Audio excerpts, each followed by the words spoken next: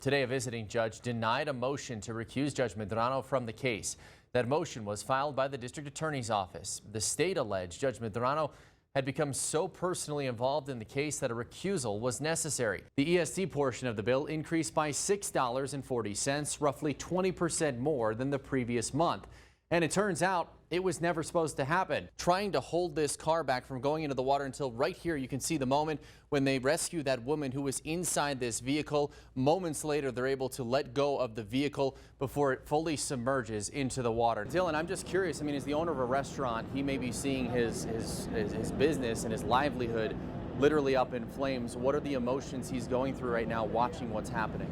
Just hoping that they can contain the fire, that the building doesn't fall down on our building. Former Vice President Joe Biden has 8 states so far. You can see a big portion of that is in the South, riding that wave of momentum off of South Carolina, including North Carolina, Virginia, Tennessee, Alabama, Arkansas, and Oklahoma, as well as Minnesota, which is a state that Bernie Sanders won. We're being told that this is a mother and a daughter-in-law. You can see the emotions here on the faces right now. Welcome back to ABC 7 at 6. I'm Erik Elken, live outside of the Border Patrol facility in Clint, Texas, which has been thrust into the national spotlight over the last several weeks because of reported conditions, living conditions for migrants inside the facility. You see over my shoulder. Right here you see ABC 7 photojournalist Jerry Nahara live in Northeast El Paso in a Walmart parking lot. He's going to flip on those windshield wipers right now to give us a sense of what the road conditions look like. Again, this is a parking lot, but you can see the snow already sticking. Martinez is far from alone. Take a look at this. These are the number of calls to Emergence Health Network's crisis hotline. Just 40 in the month of August 2018, no more than 83 in a single month the rest of that calendar year.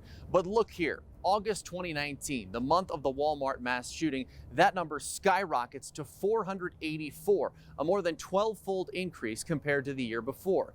There is a slight drop-off from there, but fast forward another year. Now, months into the pandemic, the call volume is still north of 250 per month. Celeste Nevarez says mental health in the borderland was once an untouchable topic, but not anymore. Okay, so the team is making its way down the hallway right now. There's an IED in the corner. They're about to enter the room here where there's a hostage situation and a bomb in the room.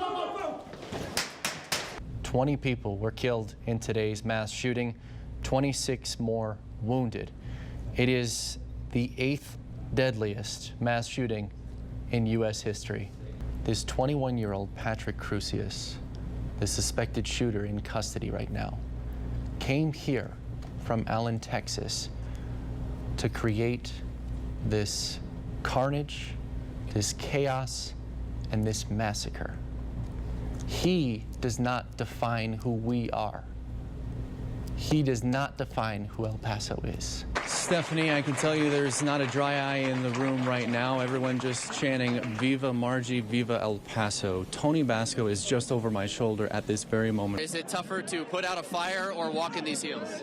Walk in these heels. I thought that'd be the answer.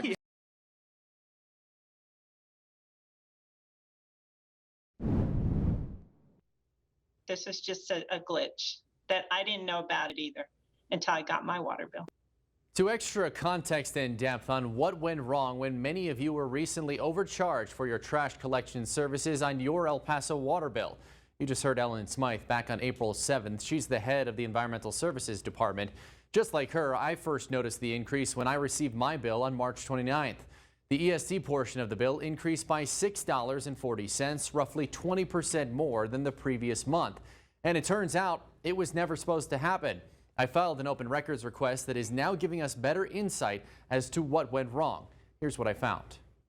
Let's start with Wednesday, March 30th, when ABC 7 started asking why this service was now costing you more but received no immediate clarification. We first reported the increase to your bill on Monday, April 4th, still without any response from the ESD. But here's what was happening behind the scenes.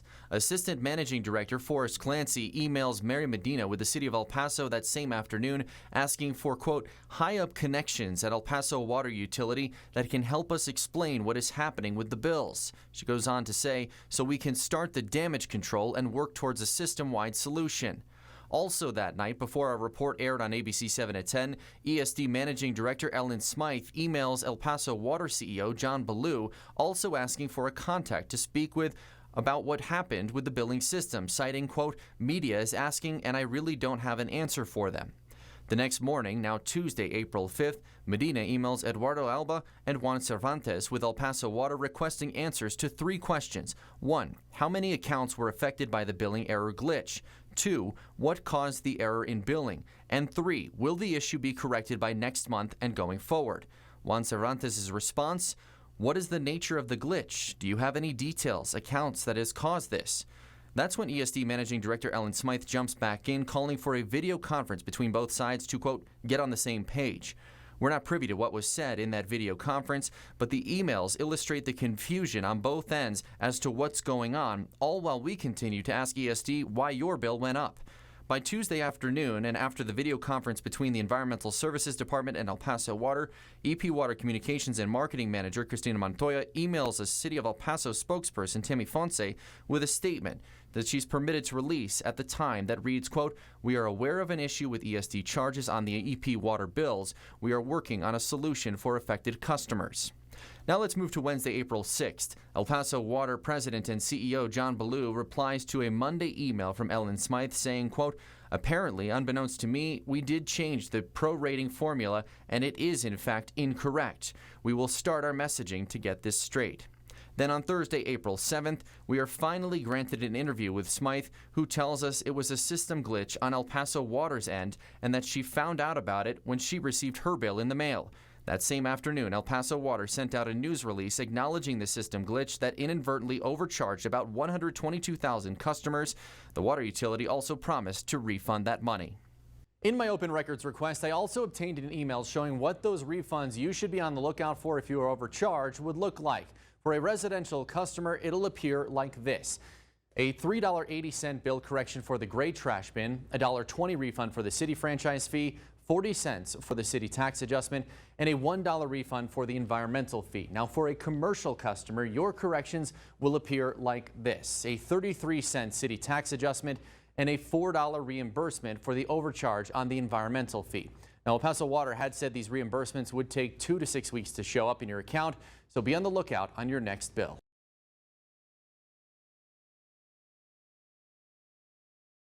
This is ABC 7 with breaking news. And we begin with that breaking news. Hurricane Ian has lost strength, but as you can see from this live picture from Daytona Beach tonight, that doesn't mean those winds are no longer powerful.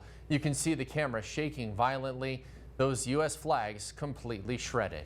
Good evening, and thank you for joining us for ABC 7's 10 at 10. I'm Stephanie Valle. And I'm Erik Elken. All right, Nicole, and I was speaking earlier with an El Paso native and a 1995 Eastwood High School graduate who now calls Florida home. He lives in an area not far from where Hurricane Ian made landfall and was already starting to see some of that storm come in, and then we lost connection as the eye wall made it closer to the coastline.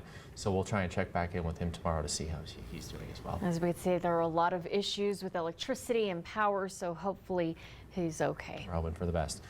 New at 10, 2 migrant boys were abandoned near the border of Juarez, south of downtown El Paso. Take a look at your screen. Juarez police shared these photos of the boys, who are 5 and 11 years old.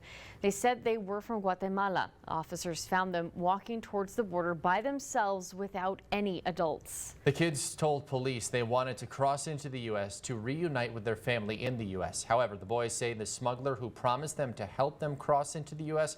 abandoned them near the border. Now we have video of the area where they were found. Police say the boys were turned over to social workers. Many asylum seekers in El Paso are waiting at the airport for long periods of time before they get a flight to other parts of the U.S.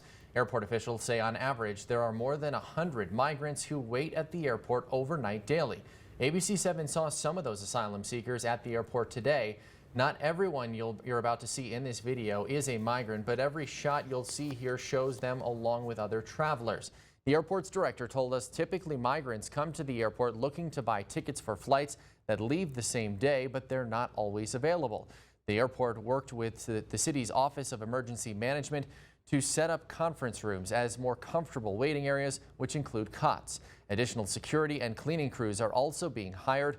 One of the migrants we spoke with today says he's been waiting at the airport for 2 days and is eagerly awaiting his time to get to his final destination.